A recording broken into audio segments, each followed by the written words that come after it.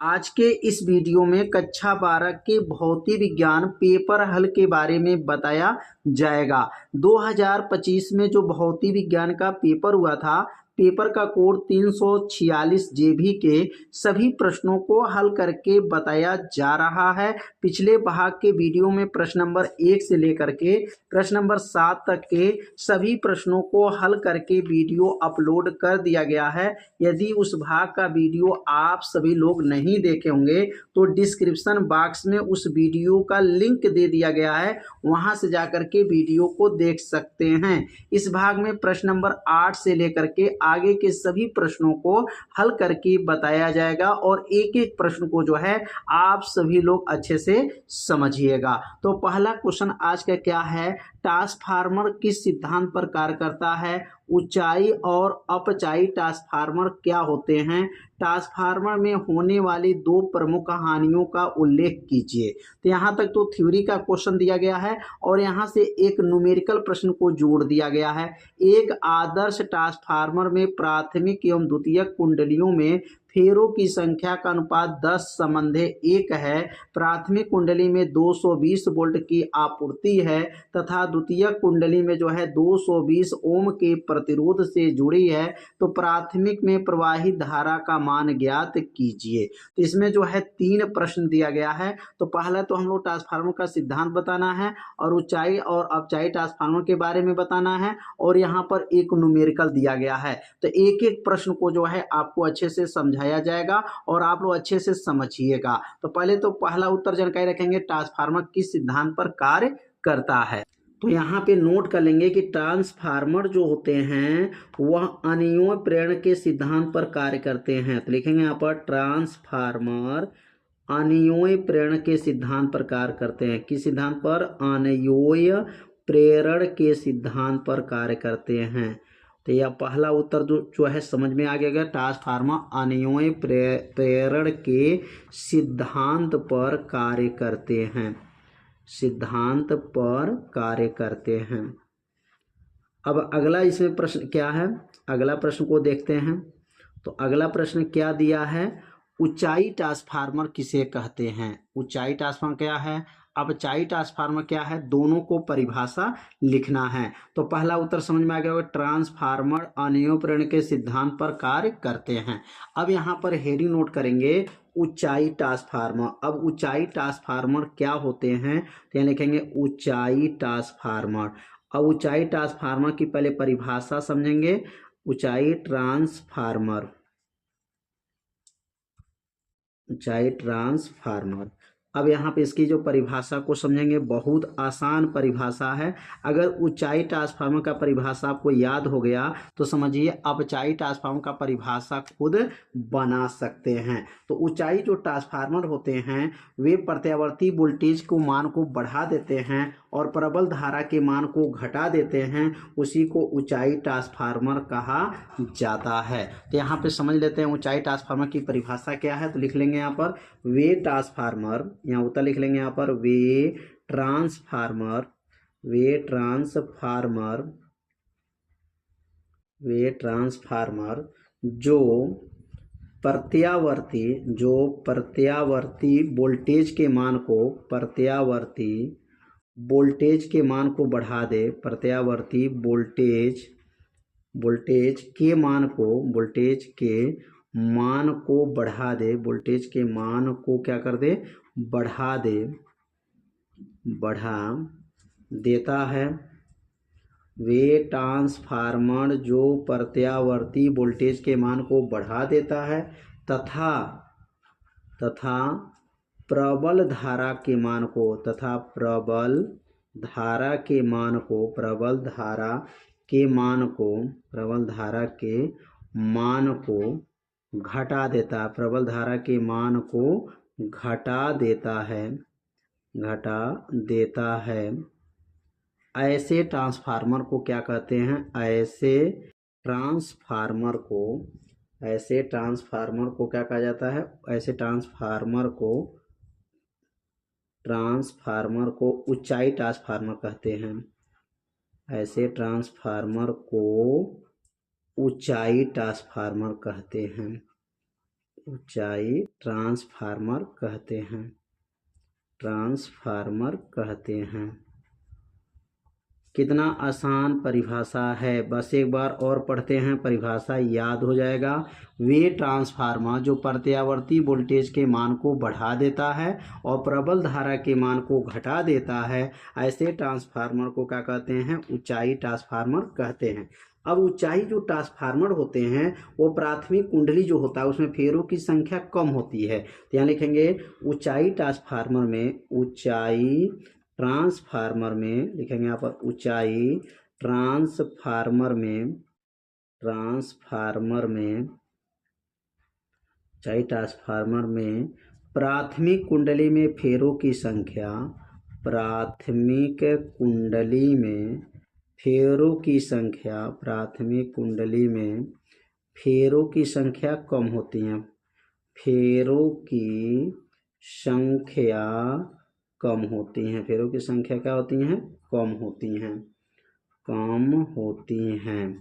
कहेंगे यहाँ पर ऊंचाई ट्रांसफार्मर में प्राथमिक कुंडली में फेरों की संख्या कम होती हैं तथा द्वितीयक कुंडली में, तथा द्वितीयक कुंडली में, तथा द्वितीयक कुंडली में फेरों की संख्या, द्वितीयक कुंडली में फेरों की संख्या क्या होती हैं? अधिक होती हैं, फेरों की संख्या अधिक होती हैं, फेरों की संख्या अधिक होती हैं।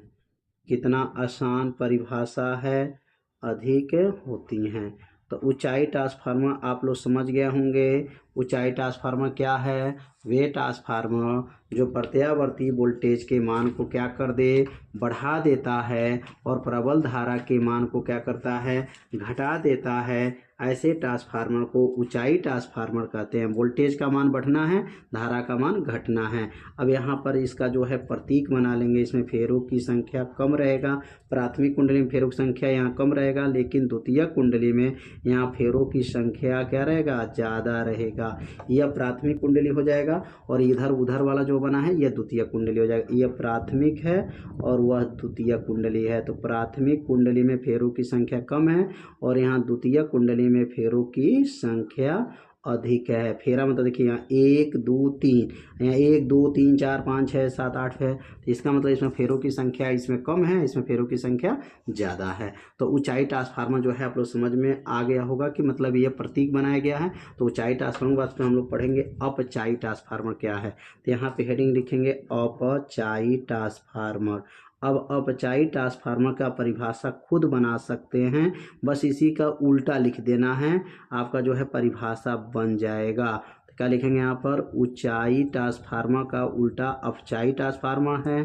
तो इसमें जो वोल्टेज के मान को बढ़ा देता है, यहाँ क्या लिखे हैं कि वे ट्रांसफार्मर जो प्रत्यावर्ती वोल्टेज के मान बढ़ाता है, तो यहाँ पर वोल्टेज के मान को घटा देता है। अब प्रबल धारा के मान जो घटा देता है वह बढ़ा देता है, बस यही अंतर रहेगा। तो यहाँ पर परिभाषा कैसे लिखेंगे? आप लिखेंगे यहाँ पर वे ट्रांसफार्मर, परिभाषा बना लेंगे वे ट्रांसफार्मर, वे ट्रांसफार्मर,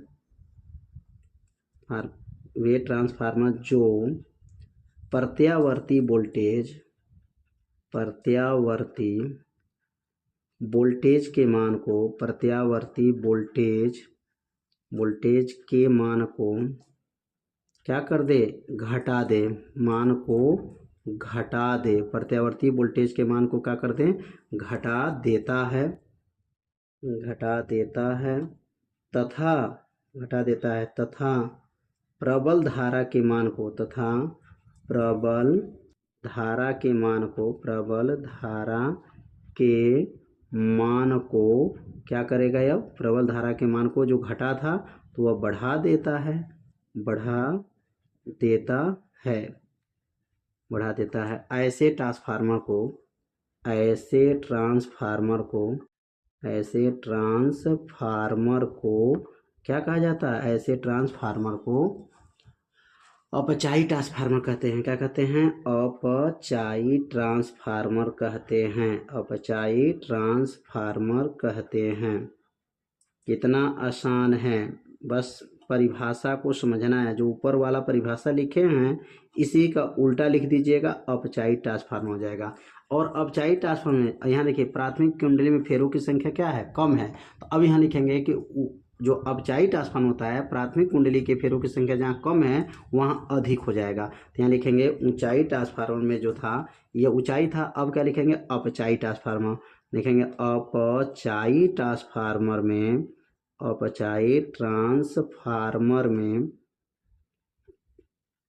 अपचायी ट्रांसफार्मर में प्राथमिक कुंडली, प्राथमिक कुंडली में, प्राथमिक कुंडली में फेरों की संख्या क्या रहेगा, प्राथमिक कुंडली में फेरों की संख्या, फेरों की संख्या, फेरों की संख्या। अब यहाँ क्या रहेगा, तो कहेंगे प्राथमिक कुंडली में फेरों की संख्या क्या रहेगा, अधिक होता है, फेरों की संख्या अधिक होता है, अधिक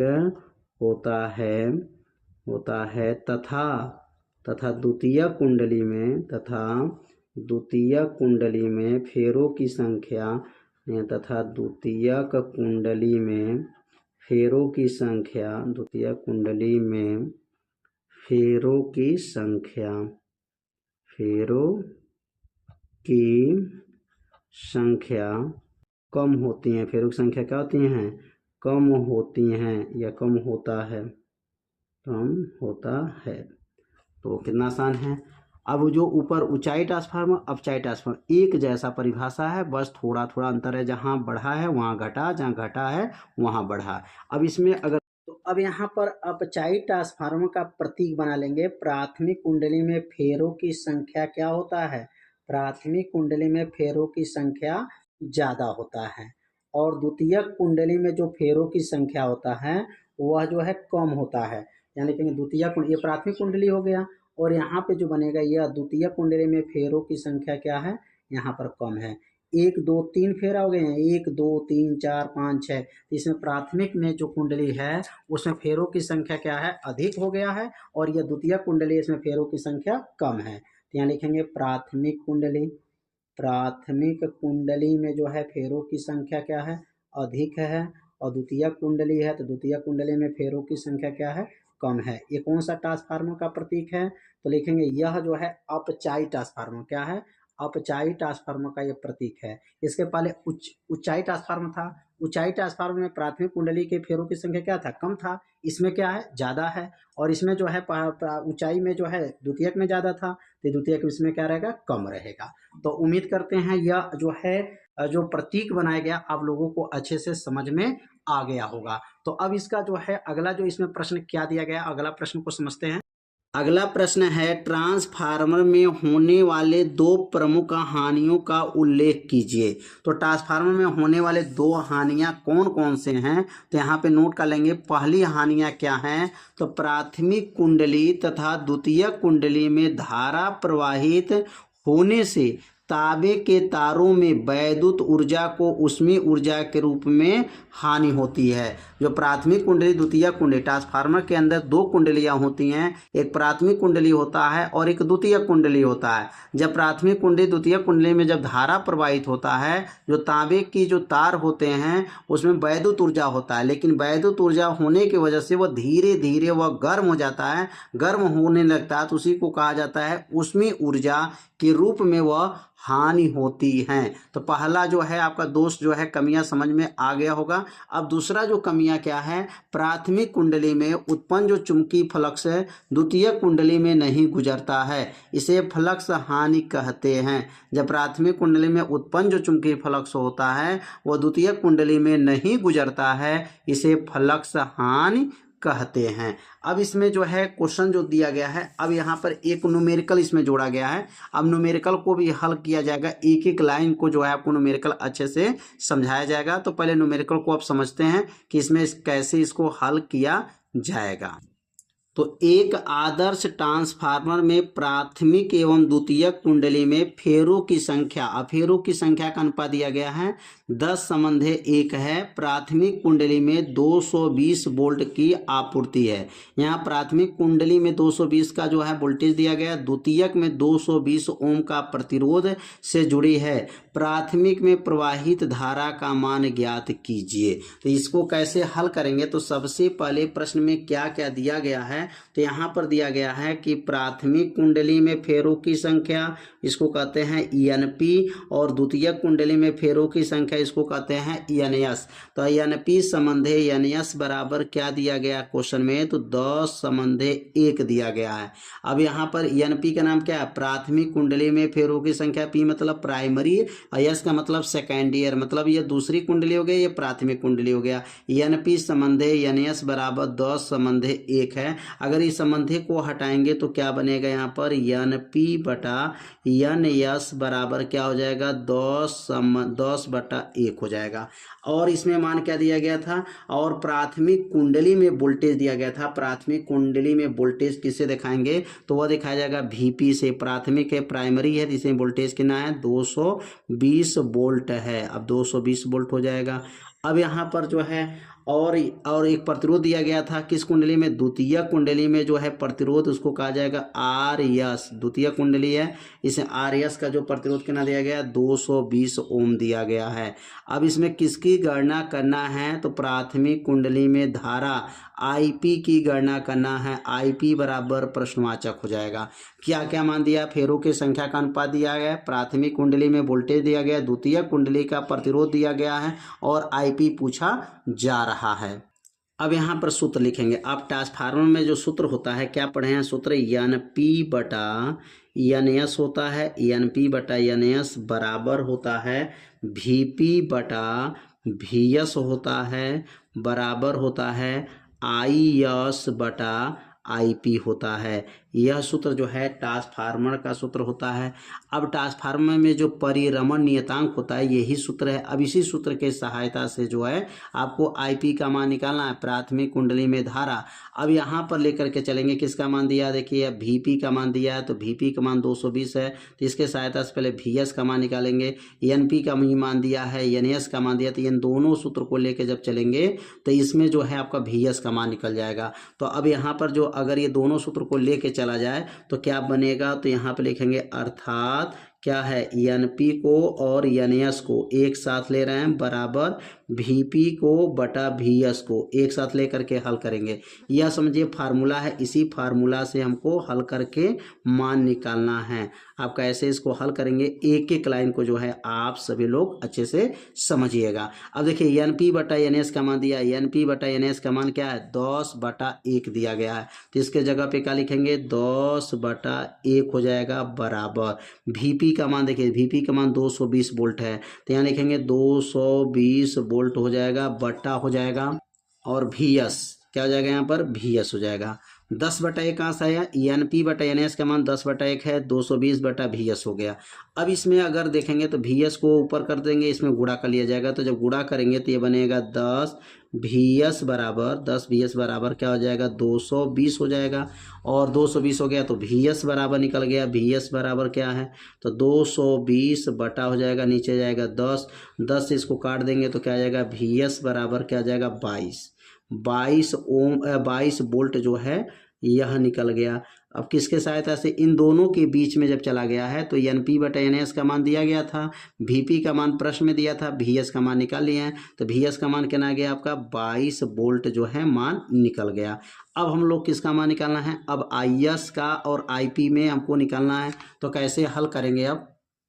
अब इसके सहायता से जो अब VS का मान निकला है और VS का मान निकल गया और RS का मान निकला है। अब यहाँ पर जो है IS का पहले मान निकालना पड़ेगा, तब जा कर के IP का मान निकालना पड़ेगा। तो अब ओम का नियम आप जानते हैं, ओम का नियम से अगर देखा जाए तो क्या बनेगा, तो ओम का नियम से अगर बनेगा IS बराबर सूत्र क्या बनेगा, तो VS बटा आई एस हो जाएगा। ये किसका सूत्र है? आई एस का सूत्र हो जाएगा ओम के नियम से। अभी क्या लिखेंगे यहाँ पर? आई एस बराबर वी एस का मान निकला है 22 है बटा जो है 220 दिया गया, 220 दिया गया। अब इसमें जब भाग करेंगे तो कितना आ जाएगा? तो भाग देने पर जो है 1/10 आ जाएगा। आई एस बराबर 1/10 आएगा और 1/10 को भाग करेंगे तो 0.1 एम्पियर आ जाएगा। अब यहाँ पर ये मान क्यों निकालना है? क्योंकि आई एस जब तक निकलेगा नहीं तब तक आई पी का मान नहीं निकल सकता है। अब ये दो सूत्र को लेकर चलेंगे। अब दोनों सूत्र को जब लेकर चलेंगे तो ये जो है मान आई पी का मान निकल जाएगा। तो यहाँ से क्या सूत्र बनेगा? तो वी पी बटा वी एस बराबर आई एस बटा आई पी। अब ये सूत्र बन गया। अब इसमें गुणा कर लेंगे। अगर आई पी का गुणा इसमें होगा, इसका गुणा इसमें होगा तो क्या बनेगा? वी एस का गुणा इसमें होगा तो बनेगा यहाँ पर वी पी गुणे आई पी बराबर हो जाएगा यहाँ पर आई एस गुणे वी एस। अब यहाँ पर आई पी को रोक दिया जाएगा तो आई पी बराबर फार्मूला बन जाएगा। क्या बनेगा यहाँ पर? आई एस गुणे वी एस बटा नीचे जाएगा वी पी हो जाएगा, फार्मूला बन गया। अब इसमें मान को भर दीजिए तो मान जब भरेंगे तो आई एस का मान क्या है?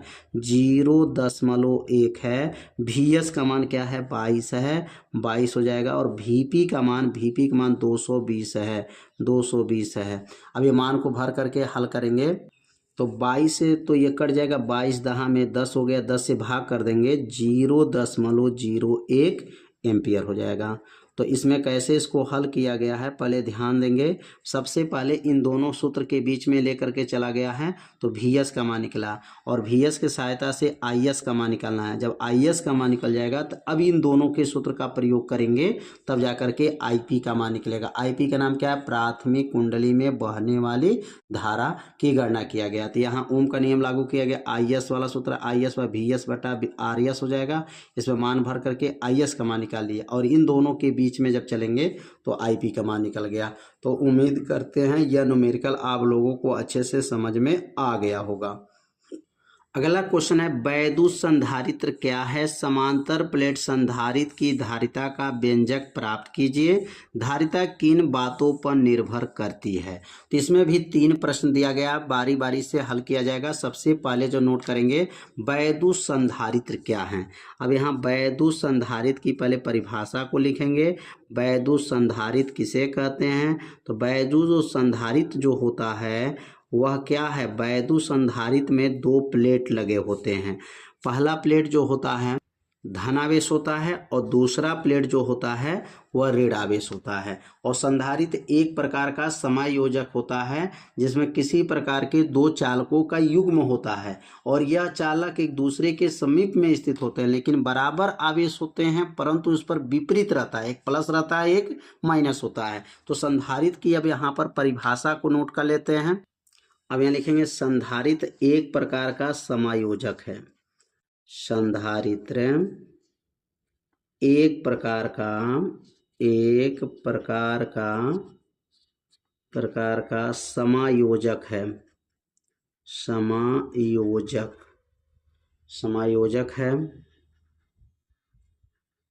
समायोजक है जिसमें किसी भी प्रकार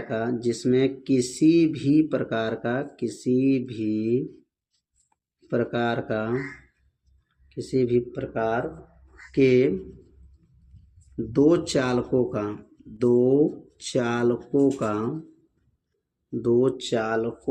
का युग्म होता है। चालकों का क्या होता है? युग्म होता है। 2 चालकों का युग्म होता है। 2 चालकों का युग्म होता है। यह चालक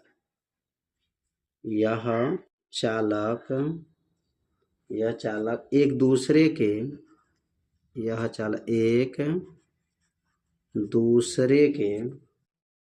समीप, एक दूसरे के क्या होता है? समीप, एक दूसरे के समीप स्थित होता है, स्थित होते हैं जिन पर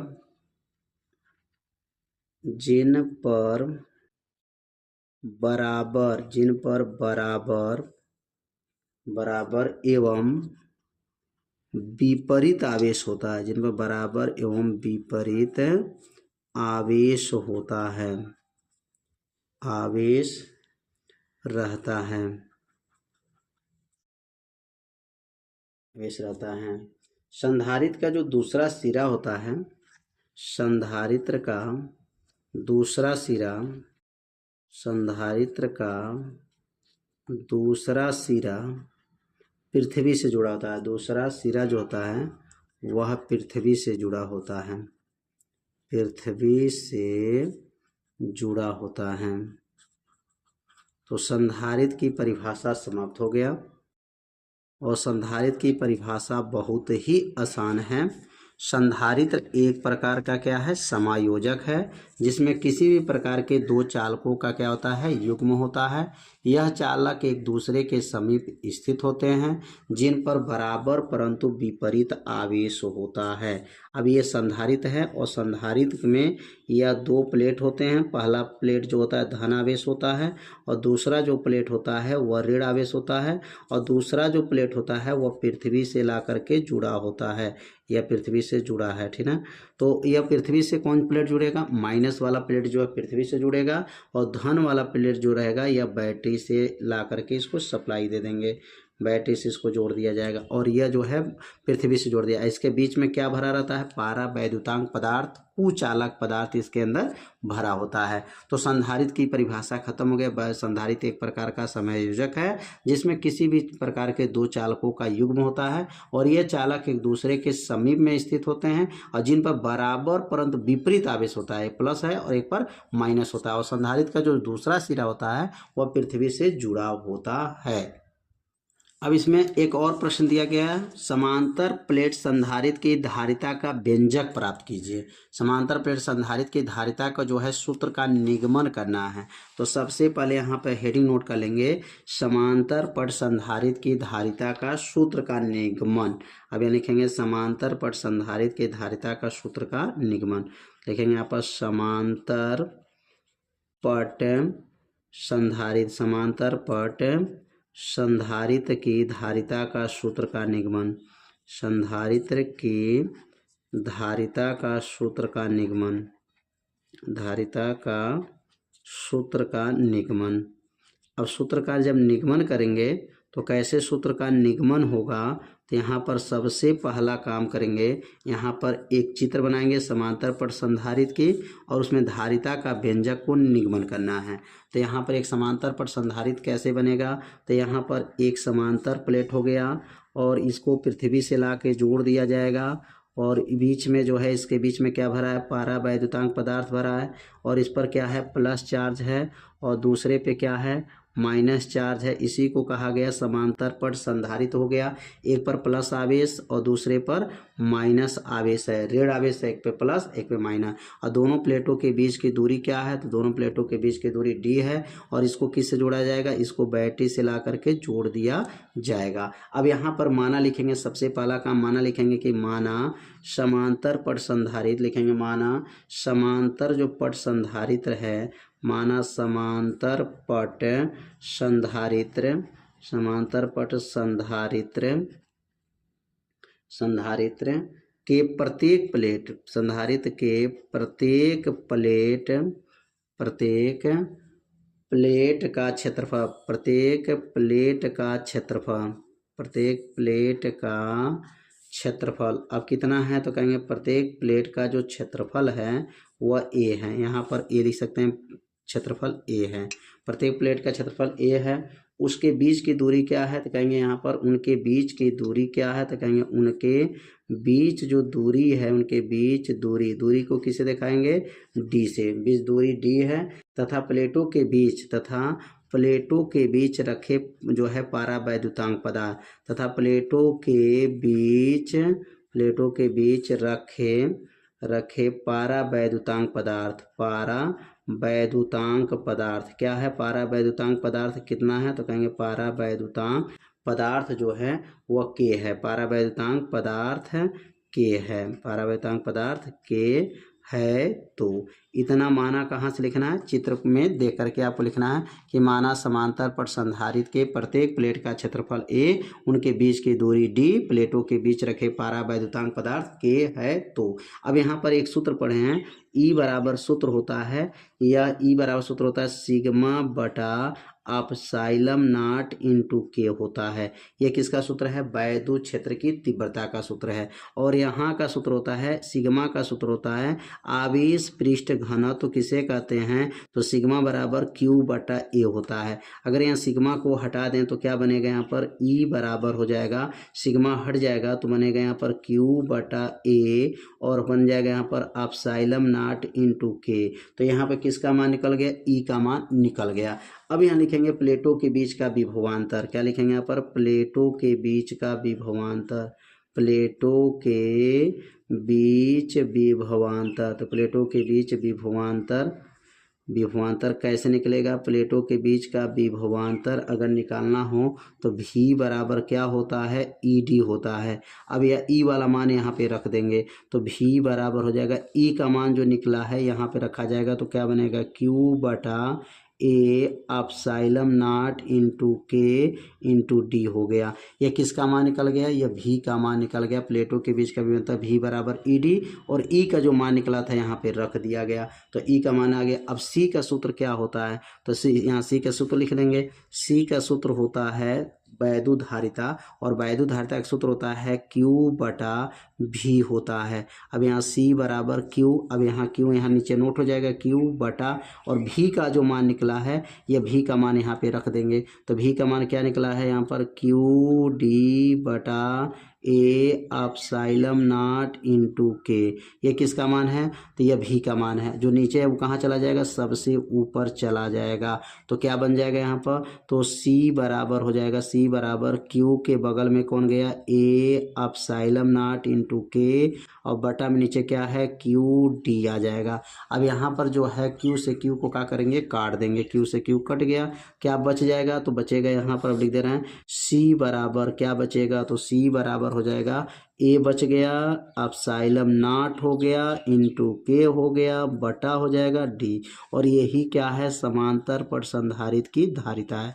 थोड़ा सा यहाँ दूरी कम है, थोड़ा ध्यान दीजिएगा, थोड़ा सा ये जगह कम है, इसके वजह से यहाँ पे लिखा गया है। एक बार रिवीजन करते रहे शुरू से। ई बराबर क्या है, सिग्मा बटा अपसाइलम नॉट इंटू के। यह सिग्मा का मान क्या होता है, क्यू बटा ए होता है। यह क्यू बटा ए जो है सिग्मा के स्थान पर रख दिया गया, यहाँ पर ई का मान निकल गया। प्लेटों के बीच का विभवांतर v बराबर होता है ई डी, ई का मान यहाँ पर रख देंगे, बगल में डी हो जाएगा, यह v का मान निकल गया। सूत्र होता है धारिता का c बराबर q बटा v, ये धारिता का वैद्युत धारिता का सूत्र है। c बराबर, अब ये q उतर जाएगा, बटा हो गया। अब ये v का मान जो निकला है क्यू डी बटा ए अपसाइलम नॉट इंटू ए, तो क्यू डी बटा ए अपसाइलम नॉट इंटू के का मान रखा गया, ये v का मान रख दिया गया जो नीचे सबसे ऊपर चला गया, q से q को काट दिए हैं। c बराबर आ गया ए अपसाइलम नॉट इंटू के बटा डी, यही वैद्युत धारिता का सूत्र हो गया। समांतर पट संधारित्र की वैद्युत धारिता का यह सूत्र का निगमन हो गया। अब अगला जो प्रश्न इसमें दिया गया है, संधारित्र की धारिता किन किन बातों पे निर्भर करती है। यहाँ क्वेश्चन दिया गया है कि संधारित्र की जो धारिता किन किन बातों पे निर्भर करती है, तो धारिता 3 बातों पे क्या करती है, निर्भर करती है। अब तीनों बातों को अब लिखेंगे यहाँ पर। अब यहाँ पे लिखेंगे संधारित्र की धारिता किन बातों पे निर्भर करती है, तो नीचे यहाँ लिखेंगे अब संधारित्र की धारिता 3 बातों पे निर्भर करती है।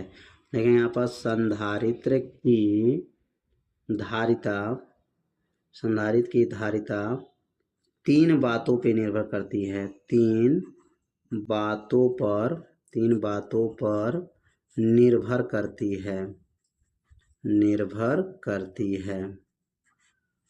अब 3 बात कौन कौन है, पहला, अब यहाँ पहला बात लिखेंगे यहाँ पर संधारित्र की जो धारिता होता है, पहला अब लिखेंगे यहाँ पर संधारित्र की जो धारिता है, संधारित्र की धारिता, संधारित्र की धारिता पारावैद्युतांक, संधारित्र की धारिता पारावैद्युतांक, संधारित्र धारिता पारावैद्युतांक पदार्थ के समानुपाती होता है। पारावैद्युतांक पदार्थ के अनुकर्मानुपाती होता है, अनुकर्मानुपाती होता है। पहला बात जो है समाप्त हो गया। संधारित्र की धारिता पारावैद्युतांक पदार्थ के अनुकर्मानुपाती होता है।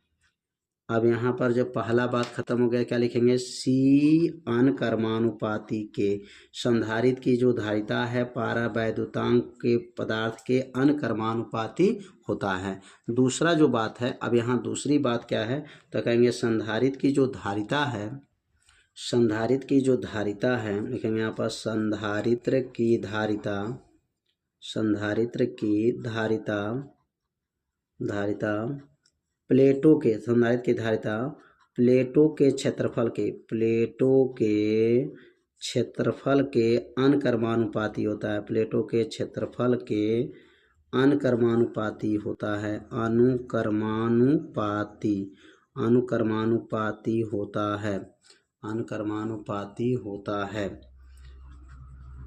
संधारित्र की जो धारिता है प्लेटों के क्षेत्रफल के अनुकर्मानुपाती होता है।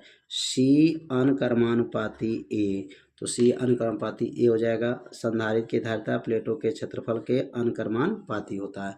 और तीसरी जो बात बताया गया है, संधारित्र की जो धारिता है प्लेटों के बीच की दूरी के व्युत्क्रमानुपाती होता है। यहाँ लिखेंगे संधारित्र की धारिता, संधारित्र की धारिता, संधारित्र की धारिता अर्थात प्लेटों के बीच की दूरी, प्लेटों के बीच दूरी, प्लेटों के बीच दूरी, प्लेटों के बीच की दूरी के व्युत्क्रमानुपाती होता है, व्युत्क्रमानुपाती होता है, व्युत्क्रमानुपाती होता है, व्युत्क्रमानुपाती होता है। तो अब यहाँ संधारित्र की धारिता प्लेटों के बीच के दूरी के व्युत्क्रमानुपाती होता है। इसका मतलब क्या हो जाएगा? सी व्युत्क्रमानुपाती 1/d। अब यह बटा हो गया, इसमें इसका नाम क्या हो गया? व्युत्क्रमानुपाती। संधारित्र की धारिता प्लेटों के बीच के दूरी के व्युत्क्रमानुपाती होता है। तो संधारित्र किन बातों पे निर्भर करता है? तो संधारित्र 3 बातों पे निर्भर करता है। तो इसमें सभी प्रश्नों को जो है कंप्लीट कर दिया गया। वैद्युत संधारित्र क्या है, समांतर प्लेट संधारित्र की धारिता का व्यंजक लाइए और धारिता किन बातों पे निर्भर करती है, यह जो है क्वेश्चन समाप्त हो गया। उम्मीद करते हैं यह प्रश्न आप लोगों को अच्छे से समझ में आ गया होगा। अब अगला प्रश्न है, वैद्युत चुंबकीय तरंगे क्या हैं? वैद्युत चुंबकीय तरंगों के गुणों का संक्षिप्त विवरण दीजिए। वैद्युत चुंबकीय तरंग के चुंबकीय क्षेत्र के दोलन का समीकरण। अब यहाँ चुंबकीय क्षेत्र का दोलन का समीकरण जो है यहाँ पर दिया गया है और तरंग की तरंगदैर्ध्य तथा दोलनी वैद्युत क्षेत्र का समीकरण ज्ञात कीजिए। तरंग के संचरण के दिशा का उल्लेख कीजिए। इसमें कई प्रश्न पूछा गया है, तो एक एक प्रश्न को जो है आपको बताया जाएगा। सबसे पहले हम लोग सीखेंगे वैद्युत चुंबकीय तरंगे किसे कहते हैं। तो यहाँ पर हेडिंग नोट करेंगे कि वैद्युत चुंबकीय तरंगे, वैद्युत चुंबकीय तरंगे किसे कहा जाता है, इसकी परिभाषा यहाँ पर पूछा गया है। तो वैद्युत चुंबकीय तरंगे, अब वैद्युत चुंबकीय तरंगे की परिभाषा बहुत ही आसान है। क्या लिखेंगे? वे तरंगे जिनके संचरण के लिए, क्या लिखेगा? वे तरंगे जिनके संचरण के लिए किसी माध्यम की आवश्यकता नहीं पड़ती है। तो यहाँ परिभाषा लिख लेंगे, वे तरंगे, वे तरंगे जिनके, वे तरंगे जिनके संचरण के लिए, जिनके संचरण मतलब चलने के लिए, वे तरंगे जिनके संचरण के लिए, संचरण के लिए किसी माध्यम, संचरण के लिए किसी माध्यम की आवश्यकता नहीं होती, किसी माध्यम की आवश्यकता नहीं होती है, माध्यम की आवश्यकता नहीं होती हैं, नहीं होती हैं, नहीं होती हैं, उसे वैद्युत चुंबकीय तरंगे कहते हैं, उसे वैद्युत चुंबकीय तरंगे कहते हैं, वैद्युत चुंबकीय तरंगे कहते हैं। कितना आसान है परिभाषा। कहेंगे वे तरंगे जिनके संचरण के लिए किसी माध्यम की आवश्यकता नहीं पड़ती है उसे वैद्युतचुंबकीय तरंगे कहते हैं। अब इसमें पूछा गया वैद्युतचुंबकीय तरंगे के जो है गुणों का जो है संक्षिप्त विवरण दीजिए। अब यहाँ लिखेंगे वैद्युतचुंबकीय तरंग का गुण, यहाँ लिख लेंगे वैद्युत चुंबकीय तरंग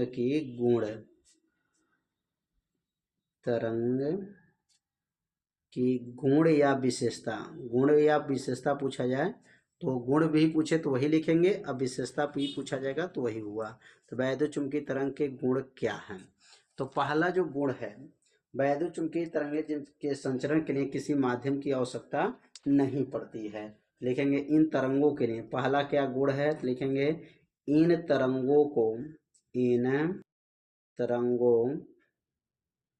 तरंगों के संचरण के लिए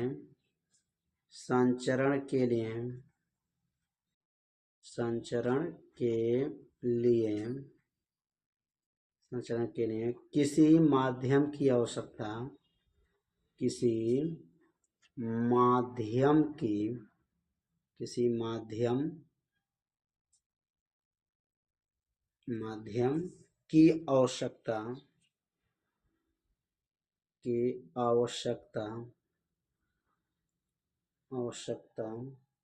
नहीं पड़ती है।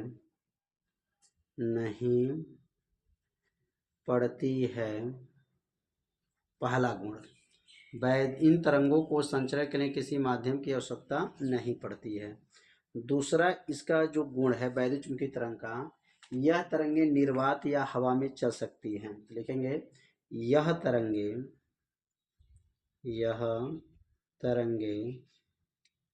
निर्वात या हवा में चल सकते हैं। निर्वात या हवा में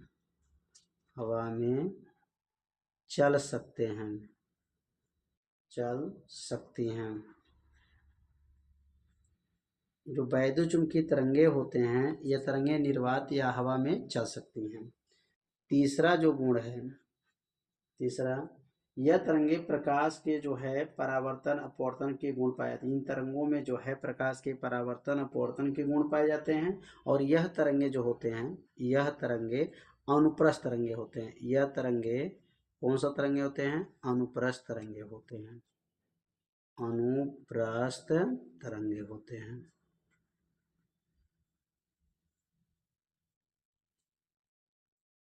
तो यहाँ पर समझिए 3 गुण जो है बताया गया, वैद्युतचुंबकीय तरंगों का यहाँ पर 3 गुण बताया गया। तो उम्मीद करते हैं 3 गुण जो है आप लोग को समझ में आ गया होगा। अब इसमें एक न्यूमेरिकल भी दिया गया है। अब न्यूमेरिकल को समझेंगे कि यहाँ चुंबकीय क्षेत्र का जो है दोलन का समीकरण दिया गया है और तरंग दैर्ध्य का मान निकालना है और वैद्युत क्षेत्र का समीकरण ज्ञात करना है। तो अब यह न्यूमेरिकल को अब हल किया जाएगा। तो न्यूमेरिकल कैसे हल होगा? अब यहाँ पर बी वाई का मान नोट कर लेंगे कि बी वाई का मान क्या दिया गया। तो लिखेंगे यहाँ पर बी वाई का मान दिया गया है 6 गुणे 8 गुणे, ध्यान देंगे 8 गुणे 10 के पावर -6 साइन, और मान दिया गया कोष्टक में 2 गुणे 10 के पावर 11, और यहाँ बगल में दिया गया टी प्लस 300 पाई यक्स।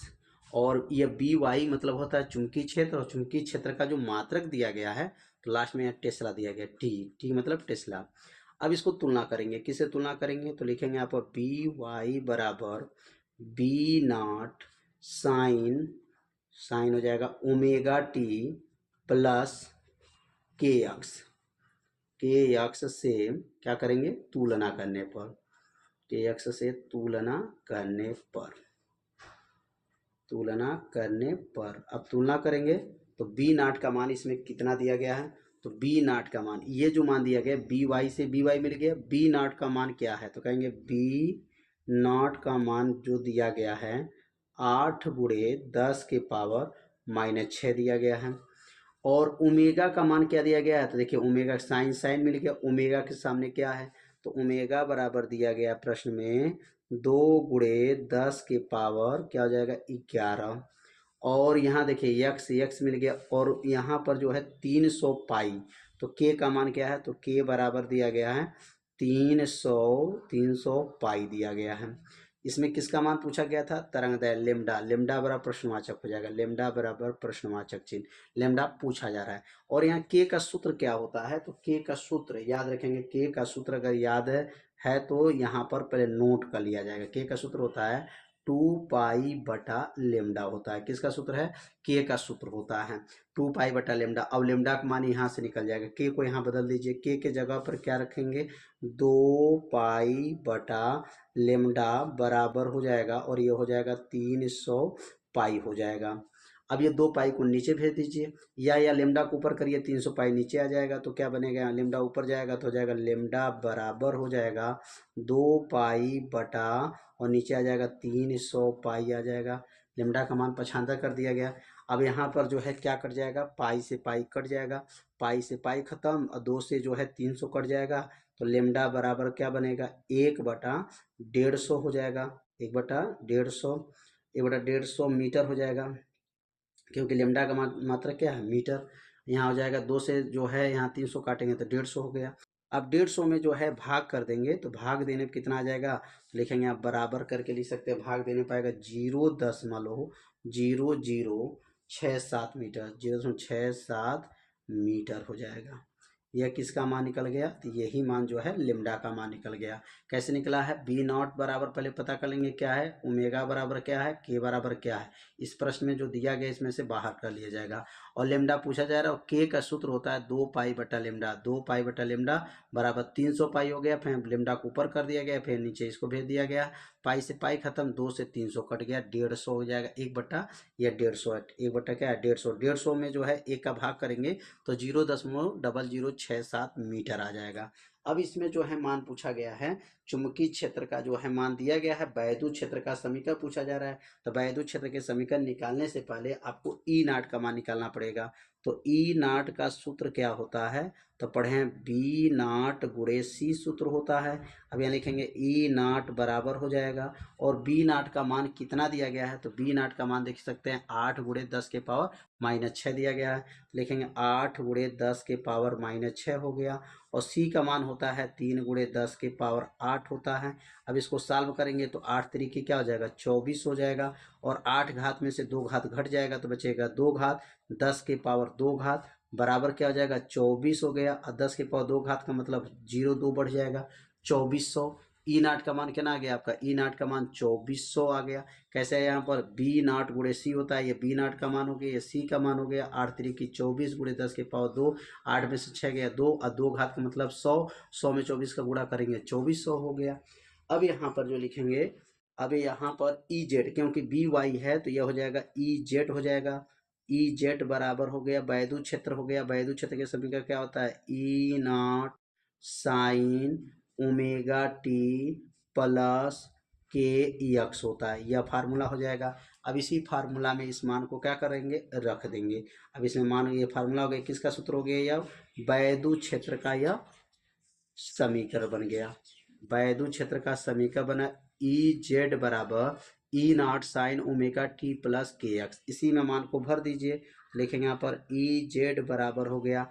अब ई नॉट का मान क्या आया, तो ई नॉट का मान 2400, यहाँ लिखेंगे 2400 हो जाएगा, साइन हो जाएगा, ओमेगा का मान, ओमेगा का मान प्रश्न में दिया गया था 2×10 के पावर क्या है 11, बगल में ये टी हो जाएगा, प्लस के का मान क्या था, तो के का मान जो है, के का मान जो है दिया गया है 300 पाई था, क्या था 300 पाई है, और बगल में यक्स हो जाएगा। यह किसका मान निकल गया, तो यही जो है वैद्युत क्षेत्र का मान निकल गया। इसी में मान को ई नाट का मान, ओमेगा का मान, के का मान को रखा जाएगा तो वैद्युत क्षेत्र का समीकरण निकल गया। चुंबकीय क्षेत्र का समीकरण दिया गया था, वैद्युत क्षेत्र का समीकरण निकल गया। इसमें पूछा गया दिशा का उल्लेख कीजिए, तो तरंग का जो संचरण का दिशा क्या हो जाएगा, जेड दिशा हो जाएगा। तो ये लिखेंगे यहाँ पर वैद्युत क्षेत्र का जो दिशा होगा, वैद्युत क्षेत्र का दिशा, वैद्युत क्षेत्र का दिशा जो बनेगा, वैद्युत क्षेत्र की दिशा जेड अक्ष होगा, क्या होगा, दिशा जेड अक्ष होगा, जेड अक्ष होगा। ठीक। तो यह मान जो निकल गया समझ में आ गया होगा। इसमें कितने प्रश्न थे? इसमें 3 प्रश्न थे, 2 थ्योरी थे और एक न्यूमेरिकल था। न्यूमेरिकल को बहुत सरल भाषा में बताया गया। तो उम्मीद करते हैं न्यूमेरिकल भी आप लोगों को अच्छे से समझ में आ गया होगा। अब अगला जो प्रश्न दिया गया है, डिष्टकरण का अर्थ समझाइए। पीएन संधि डायोड का प्रयोग कर पूर्ण तरंग डिष्टकारी का परिपथ आरेख बनाइए तथा इसकी क्रिया विधि का संक्षिप्त विवरण दीजिए। निवेशी एवं निर्गत विभव धारा का ग्राफी निरूपण कीजिए। तो इसमें जो है 3-4 प्रश्न को ज्वाइंट किया गया है, तो एक एक प्रश्न को जो है आपको अच्छे से समझाया जाएगा। पहले हम समझेंगे डिष्टकरण का अर्थ क्या होता है, डिष्टकरण किसे कहते हैं। तो यहाँ पे नोट करेंगे, एसी को डीसी में बदलने की प्रक्रिया को डिष्टीकरण कहते हैं। एसी अल्टरनेट करंट को डायरेक्ट करंट में बदलने की प्रक्रिया ही क्या कहलाता है? डिष्टीकरण कहलाता है।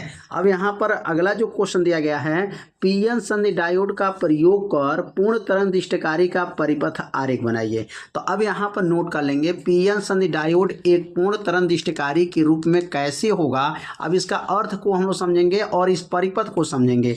अब ये जो निवेशी एसी लगा है, अल्टरनेट करंट है, और इस अल्टरनेट करंट को मतलब प्रत्यावर्ती धारा को हम लोग डायरेक्ट करंट में बदलेंगे। डीसी में बदलने के लिए इस उपकरण का प्रयोग करते हैं। और ये पूर्ण तरंग डिष्टकारी मतलब पूर्ण रूप से कैसे तरंग कार्य करेगा। तो यहाँ पर जो है ऊंचाई ट्रांसफार्मर है, यहाँ प्राथमिक कुंडली में फेरों की संख्या कम रहता है, द्वितीय कुंडली में फेरों की संख्या ज़्यादा रहता है। यहाँ पर ऊंचाई ट्रांसफार्मर लगा है और यहाँ से एसी धारा को भेजा जा रहा है और इसमें 2 डायोड लगाता है। पीएन संधि का 2 डायोड यहाँ लगा होता है और यहाँ पे लगा होता है। बीच में ये लोड प्रतिरोध आरएल, इसको बोलते हैं आरएल, लोड प्रतिरोध इसमें जोड़ा गया है। अब इसके बारे में पहले हम लोग समझेंगे परिपथ व्यवस्था क्या है। तो परिपथ व्यवस्था में क्या है, चित्र की भांति एक परिपथ को हम लोग तैयार करेंगे। इसमें 2 पीएन संधि लगा है। कितने संधि लगा है? पीएन 2 जो है पीएन संधि, ये पी है और एन है, इसको 2 डायोड बोलेंगे। पीएन संधि का 2 जो है डायोड D1 है और क्या है D2 का प्रयोग करते हैं। दोनों संधि डायोड को पी सिरा, यह वाला आगे वाला सिरा को पी सिरा कहते हैं और ये पी सिरा कहते हैं। पी सिरा को एक ऊंचाई ट्रांसफार्मर AB से क्या किया गया है? जोड़ दिया गया है।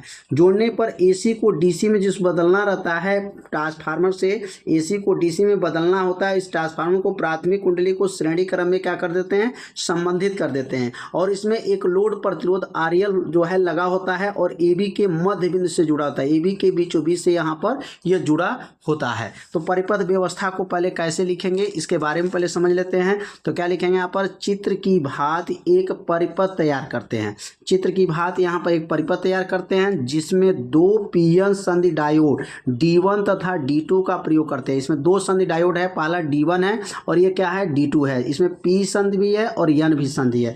तो 2 डायोड D1 तथा D2 का प्रयोग करते हैं। दोनों संधि डायोड P के सिरे, इसका P सिरा और इसका P सिरा किससे जुड़ा है? AB से जुड़ा है। तो इसका P सिरा एक ऊंचाई ट्रांसफार्मर एक द्वितीयक के सिरे A तथा B से संबंधित करते हैं। ये द्वितीयक कुंडली है, प्राथमिक कुंडली, इसका द्वितीयक कुंडली से जुड़ा हुआ। AB जो है जो ऊंचाई ट्रांसफार्मर की ये द्वितीयक कुंडली से यह P संधि और इसका P संधि जुड़ा हुआ है। जिसे AC को DC में बदलना होता है, उस ट्रांसफार्मर को प्राथमिक कुंडली के श्रेणी क्रम में क्या करते हैं? संबंधित कर देते हैं तथा यन क्षेत्र को परस्पर संयुक्त करेंगे। अब देखिए इसका यन क्षेत्र जो होता है, यन क्षेत्र, इसका यन किससे जुड़ा है? ये लोड प्रतिरोध से जुड़ा है। और इसका P और इसका P जो है ऊंचाई ट्रांसफार्मर के द्वितीय कुंडली से जुड़ा हुआ है। तो लिखेंगे यहाँ पर जो है, यहाँ यन क्षेत्रों का परस्पर संयुक्त करके लोड प्रतिरोध RL के साथ जो है AB के मध्य बिंदु जो है यहाँ पर यम बिंदु है, यम बिंदु पर क्या है? जुड़ा हुआ है। तो यहाँ पर जो है AB के मध्य बिंदु जो है आया है, कौन सा आया है? लोड प्रतिरोध आया हुआ है। तो परिपथ व्यवस्था जो है आप लोग समझ लेंगे। चित्र की भांति एक परिपथ व्यवस्था तैयार करेंगे। इसमें 2 डायोड D1 D2 लगा होता है और इसका P क्षेत्र जो होता है वह ऊंचाई ट्रांसफार्मर के द्वितीय कुंडली से जुड़ा होता है और N जो क्षेत्र होता है ये लोड प्रतिरोध जो है जुड़ा होता है, ये द्वितीय कुंडली के जो है मध्य बिंदु से जुड़ा होता है। पीएन संधि डायोड एक पूर्ण तरंग दृष्टिकारी के रूप में कार्य कैसे करता है, अभी कार्य के बारे में हम लोग अब समझेंगे। तो कार्य विधि इसका क्या है, तो यहाँ ध्यान देंगे, ए अगर धन विभव है, ए क्या हो, धन हो, और बी क्या हो, ऋण हो, तो इसमें कौन सा डायोड काम करेगा, कौन सा डायोड नहीं काम करेगा। तो याद रखिएगा, अगर D1 कब काम करता है, जब ए धन हो और बी जो है ऋण सिरा हो, तो ये धन विभव ऋण विभव हो, तो यह जो होता है डायोड D1 काम करेगा, लेकिन D2 काम करना बंद कर देता है। लेकिन अगर B धन हो जाए और A माइनस हो जाए, तो अगर ये B प्लस में हो और A माइनस में हो जाए, तो D2 काम करेगा, तो D1 काम नहीं करेगा। तो मतलब पहला वाला अर्ध और नीचे वाला अर्ध, ठीक है, तो दोनों अर्ध अर्ध मिलता है, तो इसलिए इसको कहा जाता है पूर्ण तरंग दृष्टिकारी कहा जाता है। तो एक बार और समझते हैं, जब A सिरा धन विभव हो, B सिरा ऋण विभव हो, तो डायोड जो D1 है वह जो है अग्र अभिनत होता है, और अग्र अभिनत होने की वजह से इसमें धारा प्रवाह होता है, लेकिन यह उत्क्रम अभिनत हो जाता है, इसलिए इसमें धारा प्रवाह नहीं होता है। लेकिन इसका उल्टा बात करते हैं, अगर B धन विभव हो जाए और A धन जो है ऋण विभव हो जाए, तो D2 जो है उत्क्रम अभिनत जो है अग्र अभिनत हो जाता है, और यह उत्क्रम अभिनत हो जाता है, तो इसमें धारा प्रवाह होगा, लेकिन इसमें धारा प्रवाह नहीं होगा। तो समझ में आ गया होगा कि जब A प्लस B माइनस, तो D1 काम करेगा, B प्लस A माइनस है तो D2 काम करेगा, तो D1 काम नहीं करेगा। तो इसको कार्यविधि को कैसे लिखेंगे, अब कार्यविधि को समझ लेते हैं।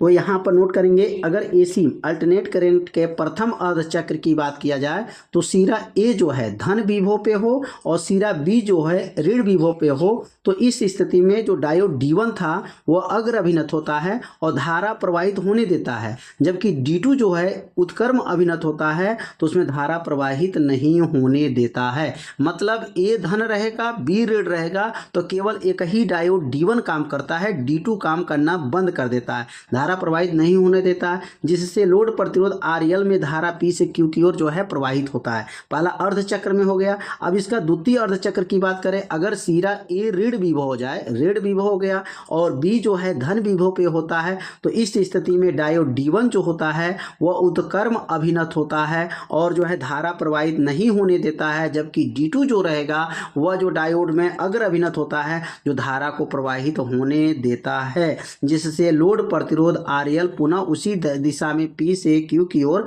प्रवाहित होने लगता है। तो इसका अर्थ को समझेंगे, अगर A प्लस हो B माइनस हो, तो D1 आपको डायोड काम करेगा, D2 काम नहीं करेगा। अगर B प्लस में हो और A माइनस में हो, तो D2 काम करेगा, तो D1 डायोड जो है काम नहीं करेगा। इस प्रकार पीएन संधि जो डायोड होता है वह पूर्ण दृष्टिकारी के रूप में कार्य करता है। पूर्ण दृष्टिकारी का मतलब पहले वाले चक्र में आधा और दूसरे वाले चक्र में आधा, तो दोनों मिला दिया जाएगा तो हो जाएगा पूर्ण चक्र हो जाएगा। तो पूरा चक्र कब होगा, अर्ध चक्र और अर्ध चक्र। अब इसमें ग्राफ कैसे खींचना है, तो देखिए इसका ग्राफ पूर्ण दृष्टिकारी का ग्राफ कैसे होता है। अब यहाँ पूर्ण दृष्टिकारी का अगर ग्राफ खींचा जाए तो कैसे ग्राफ को खींचेंगे। अब यहाँ देखिए, यहाँ से यहाँ पूरा जो है यहाँ से ऊपर की तरह जो खींचा जाता है, नीचे नहीं आएगा, तो पूरा इसको कहा जाता है पूर्ण दृष्टिकारी। इसको कहा जाता है पूर्ण दृष्टिकारी का ग्राफ। अगर आकर के ऐसे नीचे से ऊपर है, ऊपर से नीचे जाएगा, तो उसको कहा जाता है अर्ध दृष्टिकारी। यह जो बना है यह पूर्ण दृष्टिकारी का क्या है, ग्राफ है। तो समझ में आ गया होगा कि पूर्ण दृष्टिकारी किसे कहते हैं और इसका ग्राफ कैसा होता है। पूर्ण दृष्टिकारी अर्ध का मतलब आकर के नीचे से ऊपर जाएगा तो उसको कहते हैं अर्ध, और ये ऊपर जो है जाएगा तो उसको क्या कहेंगे, पूर्ण दृष्टिकारी कहा जाता है। तो उम्मीद करते हैं यह प्रश्न आप लोगों को अच्छे से समझ में आ गया होगा। तो आज जो है यह पेपर समाप्त हो गया। अब यह पूरे पेपर को हल कर दिया गया है। यदि पहला भाग का वीडियो नहीं देखे होंगे तो डिस्क्रिप्शन बॉक्स में जो है इस वीडियो का लिंक दे दिया गया है, वहाँ से जाकर के संपूर्ण पेपर का हल देख सकते हैं। तो आज का वीडियो में जो है इतना ही रहेगा। मिलते हैं अब अगले भाग में, तब तक के लिए जय हिंद, जय भारत।